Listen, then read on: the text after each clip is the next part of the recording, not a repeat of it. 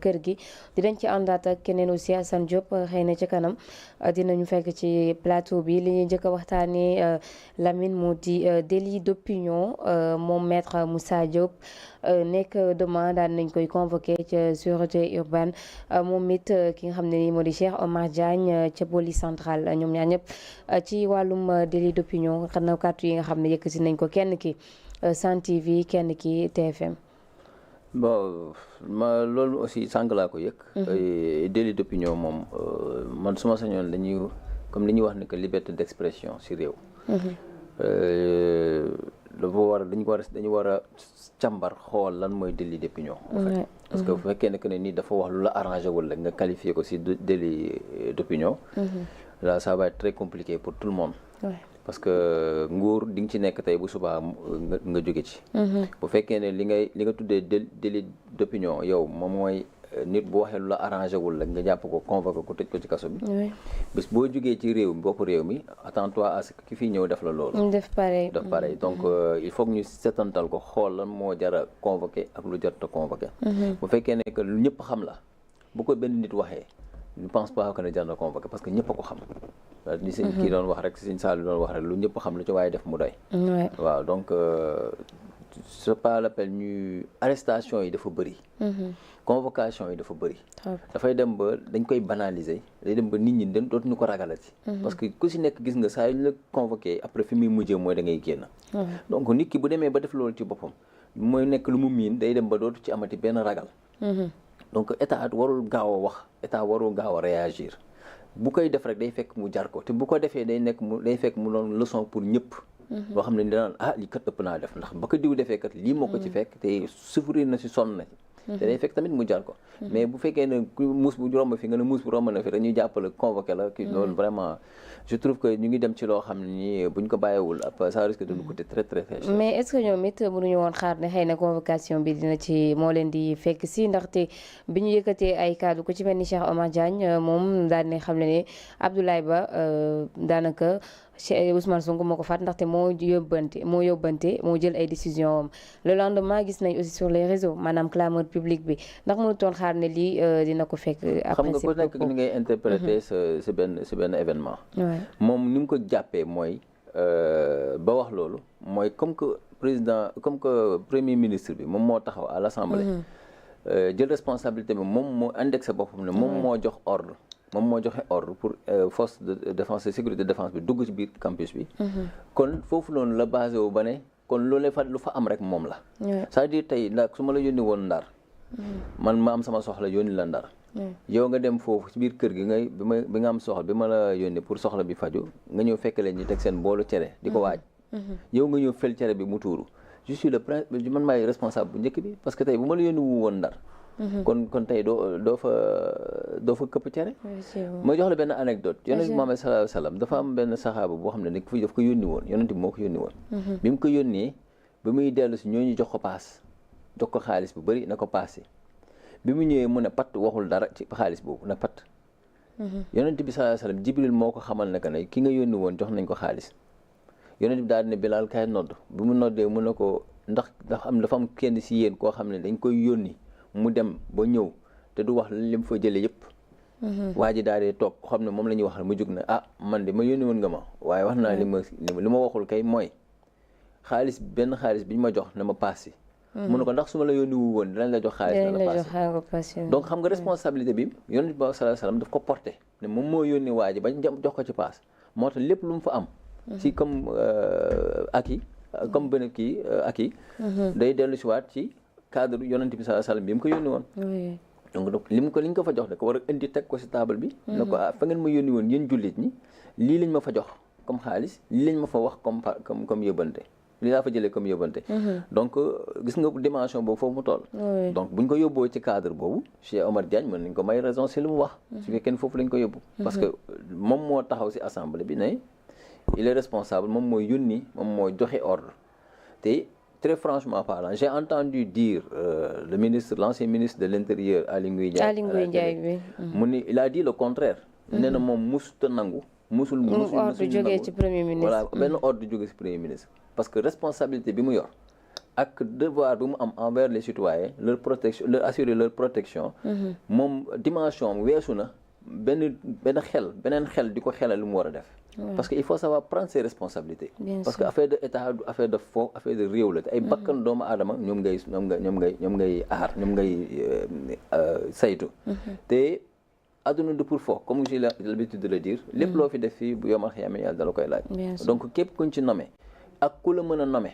ne te dis jamais que ne kii moom ma nommé rek li mu wax rek loolu lay def. nit ki boo ko joxee bopp da nga koy rocc làmmiñ ba man je préfère nga jël sa bopp. parce que en fait mënoo tënk nit ci boppam moo baaxul. te nit ñuy doxalee nii ci gouvernement bi nii. dafa mel ni comme benn nit moo taxaw. moom mooy wax def leen lii moo leen wax bul leen def nii. effectivement nul n'est indispensable gis nga suuf si lekk na ku ne. bien sûr te xel yi dañoo ute mën ngaa jur sa doom sa mu ëpp la xel. du dëgg. donc nit ki da ngay nangoo. ñi nga xam ne da nga leen toog ay responsabilités nga bàyyil ñu assumer ko pleinement. et pour le cas de maître Moussa Diop aussi ndaxte les partisans de Ousmane Sonko dañoo jàpp ne ses propos dafa déplacé maanaam dafa dem sax ba jiiñ Ousmane Sonko ba ñoom ñoo ko wax mais maître Moussa Diop li mu wax moo di pourquoi duñu criminaliser l'homosexualité parce que Ousmane Sonko daf ci bari ay xarit. mais ses partisans nee nañ dafa traité Ousmane Sonko d'homosexuel. waaw loolu tamit c'est très regrettable et très dommage. c'est-à-dire on ne gouverne pas par la rue. Oui. On ne gouverne pas par la rue. Ce que j'ai constaté dans ce pays-là mooy que gouvernement bi dafa jox nopp trop mbedd bi. te loolu c'est dangereux. Oui. C'est très dangereux. Gouvernement dafay am maturité. dafay am benn plan d'action bu muy tracé boo xam ne moom moo ko war a diriger peuple bi topp ci. effectivement mais bu fekkee ni gouvernement bu vide la. boo xam ne amul vision bi amul clairvoyance. mooy day jël ñamu mbaam lay def maanaam lépp lu mu for rek day dugal. te loolu c'est dangereux parce que nit ñi léegi dañu génnee politique bi ci seen xel yóbbu ko seen xol. seen i bëgg-bëgg rek la ñu topp. donc la loi du plus fort moom moo fi am. ôte-toi de là que je m'y mets. loolu c'est hyper dangereux pour un état mu koy doxee. Population ci li nga leen di déglu état mooy maanaam dañoo xiif nga jóg intervenir. dañoo mar nga utal leen ndox.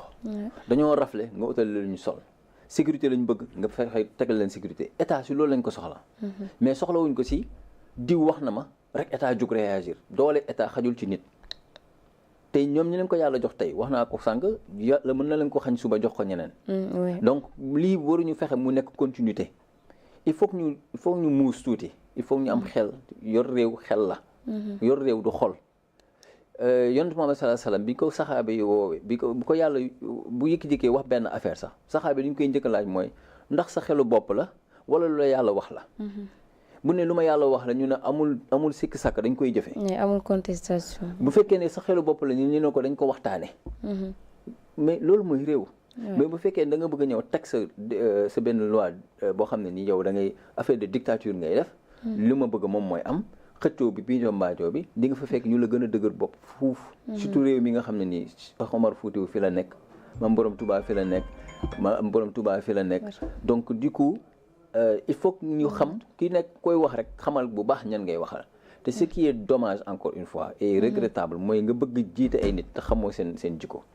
te malheureusement dafa mel ni ñiy jiite nii dañu mel ni jànguñu sénégalais sénégalais bul def lii lay bañ a dégg. Sénégalais lu ko gën a bëgg li mu gën a bëgg mooy nga dialogue ak moom di waxtaan ak moom surtout ñu nekk ay benn peuple boo xam ne très mature lañ très intelligent Sénégalais moo gën a muus ci xeet bokk na ci xeet yu gën a muus donc li leen dimbali rek mooy ñu fexe ba lépp lu ñuy def ñu waxtaan ci ak population bi xam nga posé bàyyi xatar bi wàññi defante bi ak dalante bi amul sens.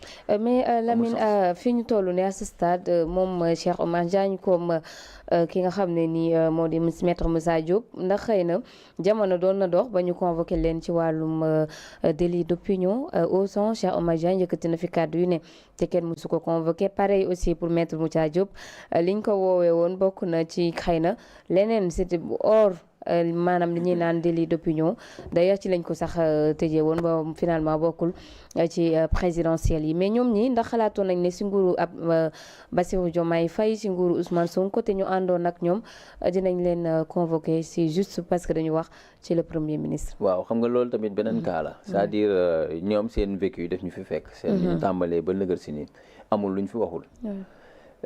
kenn si ñoom di kilifa si ñoom taxaw na fii ne dañuy traîner Macky Sall da nga koy daggate Macky Sall traîner ko comme Samuel Doe ni nga ko defoon. du rëgg kenn si ñoom taxaw na fii daal ne diw dafa fen ba ñuul kukk. kenn si ñoom taxaw na fii daal di ne tuddee président de la République le président de tous les Sénégalais mu ne ko yow Firawna yow laay waxal yow. Firawna nga xam ne mooy ki gën a yées si nit ñu yàlla bind. donc yooyu yëpp bu ñu ko fi déggee. ñoom ñi ñëw à leur tour di bëgg di wax affaire de délit d'opinion ak yu kenn xamul. vraiment c'est paradoxal te man je me dis que nit ñi ñëpp nga gëmm mais ñëpp ne la wuñu. non waaw te nit du fàtte dafa am mémoire. man su ma sañoon dañuy génn si yu ñu nekk. man je juge que lu ñàkk fayda lañu nekk ci lu ñàkk xorom. nañ ci génn. nañu def affaire de kilifa dafay ibbi dënnam. Sëñ Fallou daan na wax naan ku mënta gérer bang nit ñi matoo leen njiit. te jiite mbooloo dafa riche dafa doy waar. di nga gis façon bu nekk ñëpp ku nekk dina fi nekk donc dafa am loo xam ne ñoom ñoo ci war a bañ ñu gis leen ci maanaam defante. ak waxante wax ju sew ak détail. ñoom ay grossistes la ñu waroon a doon. xool priorité yi. man je trouve que les priorités sont ailleurs que taxaw di déglu. nit ku wax ci télé wala ku nit ku rajo ba nga naan mais aussi ñoom ñoo toll noonu parce que ku wane maître Moussa Diop ku wane Cheikh Oumar Diagne xëy na